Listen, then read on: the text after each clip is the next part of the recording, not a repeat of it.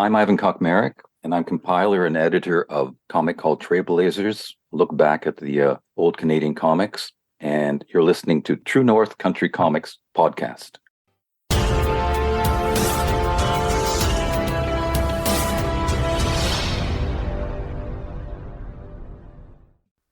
Welcome to the True North Country Comics podcast, dedicated to promote Canadian comic book and graphic novel creators and supporters. I'm John Swinimer.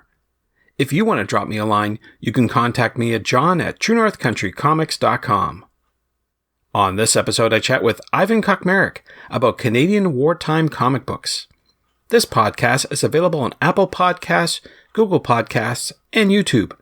If you want to help the site and the podcast, please consider supporting the effort by chipping in at ko-fi.com/TrueNorthCountryComics. Your patronage is greatly appreciated. Ivan is a retired Hamilton teacher and comic book collector for over 50 years. He's edited Heroes of the Homefront with more than 300 pages of the history of Canadian comics in the World War II era from Bell Features artists and over 150 pages of original art. Ivan has been instrumental in many exhibits promoting Canadian wartime comic books, including the World War II Comics in Canada exhibit held at the Canadian Warplane Heritage Museum in Mount Hope, Ontario. His most recent project was curating a book entitled Trailblazers, a tribute to Canada's World War II comic creators. Presented in cooperation with the Raid Gallery, Trailblazers is a very special homage by contemporary artists, celebrating the 80th anniversary of the first published Canadian comic books and their creators. Canadian wartime comic enthusiast Ivan Kocmarek has edited an anthology of tributes to Canada's original comic creators by some of the best current creators. Contributors include Michael Gilbert, On Mr. Monster's creator Fred Kelly, Ken Stacy, Ho-Che Anderson, Dave Sim, James Whaley from Orb, Eric Kim, Ron Sutton of Dark Horse fame, Ron Kasman, and many more. And so, without further ado, here's my chat with Ivan Kocmarek about Canadian wartime comic books. So, Ivan Kocmarek, thank you very much for taking time to chat with me. You're welcome. Of course. I appreciate your time. Before we get started with all the questions, I want to ask you, what's on your bedside reading table? What are you reading today? I'm reading a book by Louis Menand. He's a Harvard prof, and it's called The Free World. And it's about the Cold War and how our popular culture, including comics and things like the Beatles, came out of the Cold War mentality, and pop culture altogether, Andy Warhol, all that stuff, and how it arose out of the Cold War mentality in the last half of the last century. So I found that really interesting. Cool. Good stuff. Good reading there, that's for sure. Since we've last spoke, which has been a while, you've been very busy with a variety of projects that I'd like to discuss if possible. So one of them being the 80th anniversary of the first Canadian comic book. I know this has been a few years since, but there's been a variety of different events to celebrate that, panels, discussions, conventions. I'm wondering how you got involved in any of those projects. Well, yeah, the 80th was actually 2021, which was last year. And one of the things we did to build up to the 80th was to have a first online conference about Canadian comics. I mean, nobody's done just Canadian comics in a sort of half academic conference that was accessible to the general public. And we pulled that off. And in fact, sort of the proceedings of it were published in Canadian Literature Journal, was it? And it published in the last issue a lot of the proceedings and some additional papers as well. My part in it was, besides helping put together and starting it up, was I did an interview with John Bell, which I enjoyed doing, and that's published in that latest issue of Canadian Literature. Since that time, I've been involved not so much in panels and conferences, though I did help with a little talk about Eddie Smet's collection in Western University. But the main thing that's preoccupied me since that time, since the closing of 2021, now for about the last year, I suppose, has been putting on gallery displays at galleries about our old Canadian comics from the Second World War. Trailblazers was a comic I put together to celebrate the 80th anniversary by bringing contemporary artists into contact with those old artists of the Second World War. And I asked them if they would each do a piece to celebrate the work of those artists. And we got people like Joe Ullman, Dave Sim, Ken Stacy, David Collier, all to do pieces. on some of those old artists. And it came together as a nice comic book, and it was called Trailblazers. What this led to was a display at Raid Gallery in Toronto, in the West End of Toronto, that ran from December to March. And we had the originals from this comic up in that gallery for all that time. And so that comic book has come out. That gallery presentation was there. Following that gallery presentation, I did one in Dundas at the Carnegie Gallery on 4 Hamilton-related artists from the Second World War in Canada, comic book artists. And these were Aram Alexanian, the old Carpet King. Nobody knows that he actually did comics when he was 15 in those old Canadian wartime comics. Edmund Good, who subsequently moved to the States after working on Canadian comics and lived in Hamilton, created the character Dagar the Desert Hawk for American comics. And Harry Brunt, who was the father of Stephen Brunt, and he did work for the comics. So 3 of those Hamilton guys, and one that actually didn't work in Canadian comics, but worked in American comics, named Win Mortimer, who did a lot of the Batman and Superman covers. He's really famous for all those, and he had a fantastic career. But he started off in Hamilton. He was born in Hamilton and worked at the Otis Elevator Factory in Hamilton and did posters for them to support the war, safety posters and war posters for them. And then after the end of the war, he moved to the States and began working on some of the headline comics down there. That was in March. For the whole month of March, we had that display in Carnegie. And most recently, we put up a display since the summer, running till the end of November. That's the end of this month, so another 3 weeks, at the Warplane Heritage Museum up in Mount Hope. And that has to do with actually the role of comics for kids is one part of the display in the Second World War. Some stories about women's involvement in the war from the comics. And it also featured an artist who was known for drawing airplanes and actually was in the Air Force and drew comics while he was in the Air Force in Ottawa and then moved to England. And that was Al Cooper. So his family managed to give us some stuff, and we printed some of his stuff up as prints, and that's all up there. All of this was appropriate for the Airplane Museum. I've received some wonderful comments about that, and that's on until the end of the month. So I'm proud of all those things. That's a lot. My goodness. One thing I wanted to ask you, and you just touched on it there, is the feedback from people. It seems like you've been doing these exhibits at various places for some time. I'm wondering, what do people say when they come up to you about this? Is it something they've never seen before, or they remember it, or what sort of feedback do you get? Well, I got into this, first of all, John, because when I retired as a high school teacher back in 2012, I needed some sort of a project, a passion, because in your retirement, every day is a Saturday and you got to fill it up with something. And I don't want to languish. I don't enjoy holidays on the beach. And I don't always enjoy just going out for a chat with friends at the pub. You know, I needed something to preoccupy me. And I picked these old comics because so little work had been done on them. And slowly I did my column in Comic Book Daily and built stuff up. And by default became some sort of authority in these comics, which I didn't intend. And I began presenting at Fan Expo and all these other places. And the most common question I get when people come up to me and know that I do some stuff on these comics, or after I give a talk on these comics, say at Fan Expo, the most common question I get is, I didn't know we had comics in Canada during the Second World War. And that is rewarding for me because I want people to know about them and how we had a thriving, for at least 6 years, comic book industry here. And it represented our culture. It was different from the American comics because they were mostly in black and white. They dealt with heroes that were in Toronto, in Canada, in BC on the West Coast. And they were our heroes. They weren't these glorified, massive superheroes like Superman and Batman and Wonder Woman. In fact, Nelvana appeared about 4 months before Wonder Woman as a female superhero in Canada.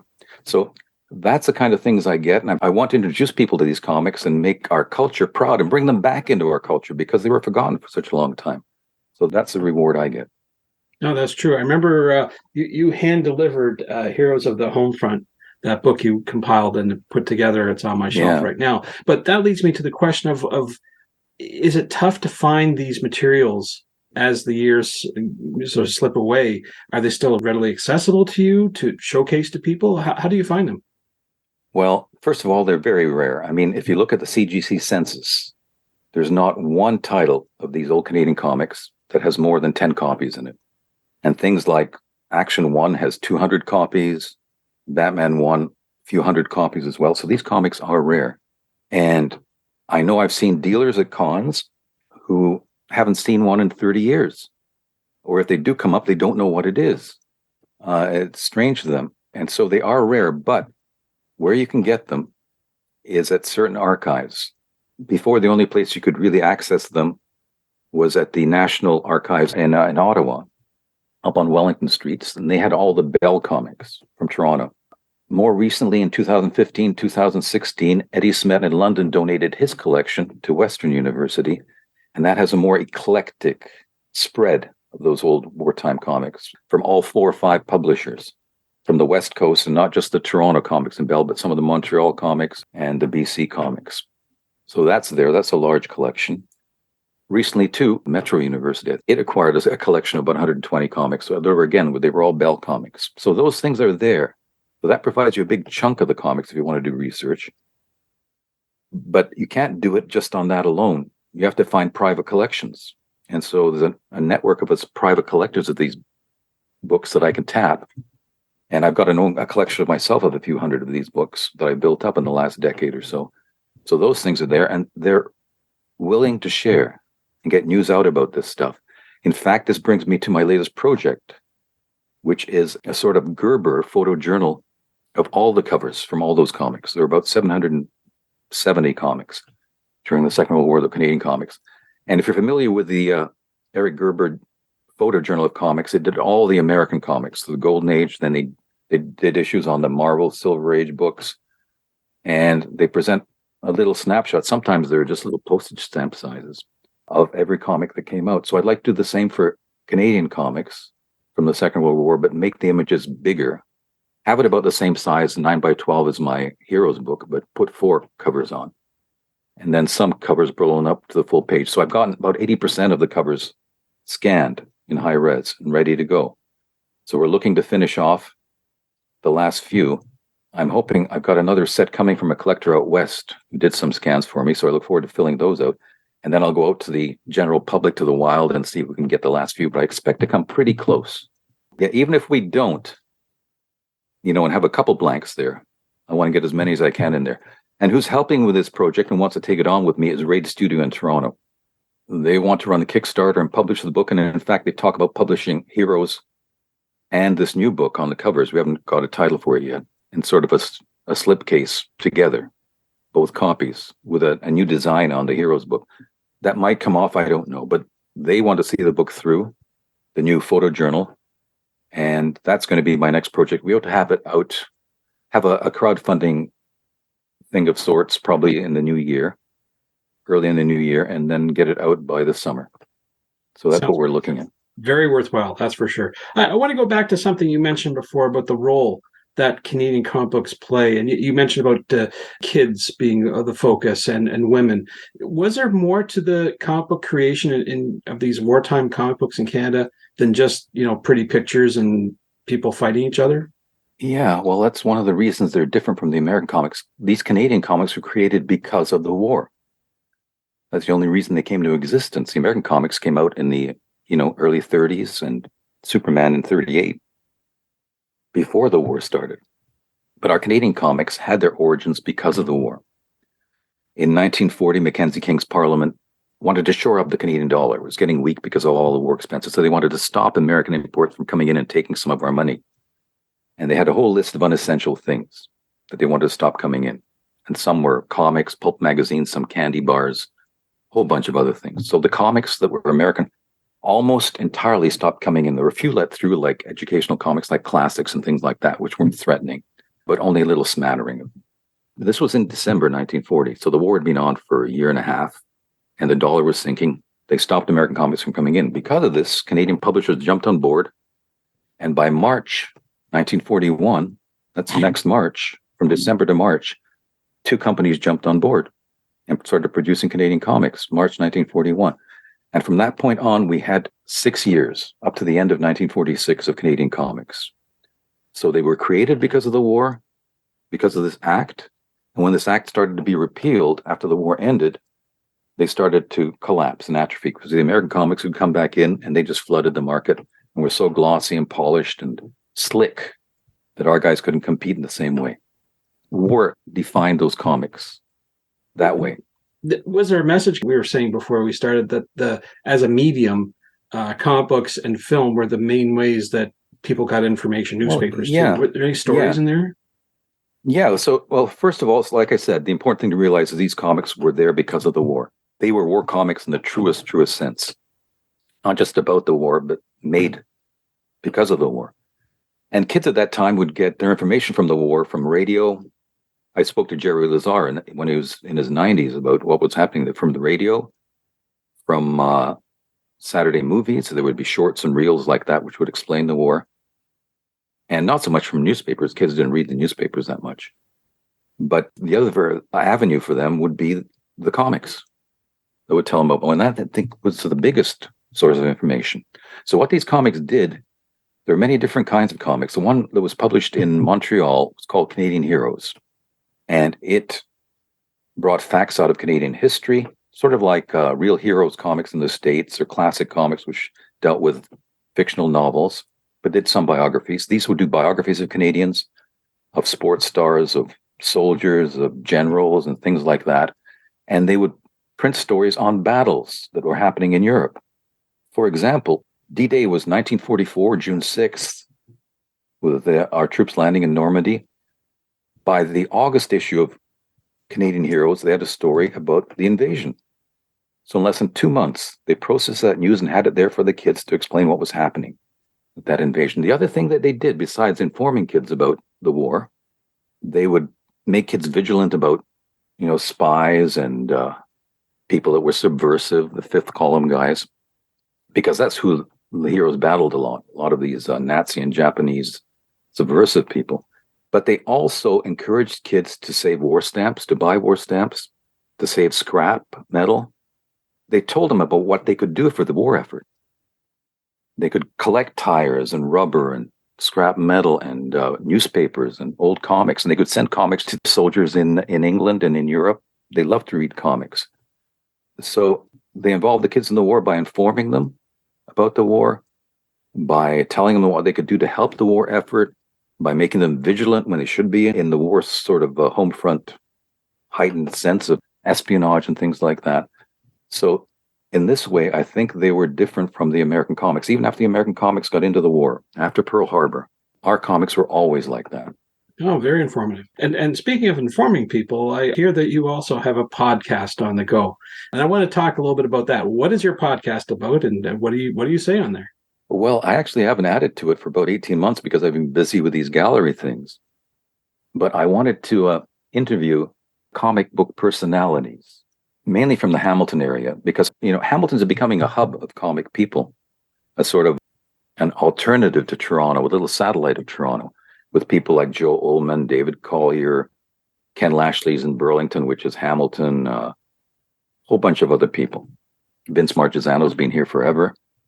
So I wanted to talk to some of these people while they were still around, because we're getting older. I've hit 70, and some of these other people are getting there too. So I thought I'd just do one and just ask them. The sort of theme of this podcast is that you have a backpack. The world's been destroyed in some sort of, so it's a theoretical exercise. The world's hit an apocalypse, and you've got a backpack to put 5 comic-related items in, 5 comics or graphic novels. Which 5? It's sort of like Desert Island Discs. Take off on that. So far, I can't remember everybody I've interviewed, but I think I started off with Walter Duralia, Big B Comics, who picked 5 up, and Mel Taylor out Kitchener, James Whaley, who put out Orb magazine and is still active in doing comics, Rob Walton, and a few others. And each one has an interesting choice. Some things out of left field that you wouldn't expect. I just don't talk to them about that. I talk to them about how they got into comics, where they began, where they grew up. And I try to bring all of that out, end up with them making their choices. So it sounds like you've got a lot on the go with various projects, and certainly this cover book that we'll look for the Kickstarter for 2023. But for people who want to find out about your past, your current, and your future work, where do you recommend they follow you online? I don't like to be online. I guess the best place would be Comic Book Daily, my columns on Comic Book Daily. If you type Ivan Kocmarek Comic Book Daily in there, you'll get sort of history of what I've done. Well, Ivan, those are all the questions I have for you, but I'm wondering, is there something I didn't ask that you'd like to get across in this interview? I'd like to ask you why you're doing this podcast. You've been doing it for such a long time. Why is it important to you? Because I always grew up with Batman and Superman. I would go down to my corner store in Nova Scotia and Yarmouth, and I'd get my 25 cents allowance, and I'd see the spinner rack and go, wow, look at that. There's Green Lantern. There's Batman, Superman. And it wasn't really until, I came to Ontario in the 70s, and then a little bit after that, started asking questions like, do Canadians make comic books? Because I didn't know. I had no clue. And I'm ignorant. And that's basically the bottom line. Like if you were to scratch me, you'd say a guy who's ignorant about comic books in Canada. So every day I find out that there's another creator. And as you found out the history, I'm trying to find out the history too. So I've got bookshelves here of Canadian comic book creators, new people all the time. Certainly there's some that are rising to the ranks like Jeff Lemire and Chip Zdarsky. Ramon Perez, who you're dealing with Reed Studio, they're all making it big, but they're also inspiring future generations as well. So for me, I like to tell stories. I like these creators to tell their stories, and this is just a forum for them to do that. That's beautiful, and that's essential, because if I'd like listeners to do anything, I'd ask them to take a look at Canadian comics and Canadian creators and buy Canadian and support that and look at our history in comics. It's such a full and rewarding history. Thanks to Ivan for the chat. You can discover more about Ivan online at comicbookdaily.com. And you can check out Ivan's podcast called Cataclysmic Comics Backpack, available on anchor.fm. And thanks to you for listening to the True North Country Comics podcast. If you haven't done so already, please subscribe to and like this podcast on Apple Podcasts. And please leave a good rating. Also check out the TrueNorthCountryComics.com website and follow along in Tumblr at True North Country Comics. True North Country Comics is now on YouTube. Please like and subscribe to that video channel and hit the notification button. Please send your feedback to John at TrueNorthCountryComics.com. And if you want to help the site and the podcast, please consider supporting the effort by chipping in at ko-fi.com/True North Country Comics. Your patronage is greatly appreciated. Thanks again for listening, and come back soon for another episode. Bye for now. True North Country Comics Podcast is copyright True North Country Comics, copyright 2022.